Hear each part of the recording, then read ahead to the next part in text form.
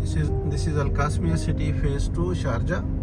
The plots are freehold and power is from FIBA. Today is October 25th. I am visiting this site, Qasimia City, and this is Phase 2. Now see, I am about the end of Phase 2, and the construction at the end of Phase 2 even has been started. So this is one of the big warehouse which is started.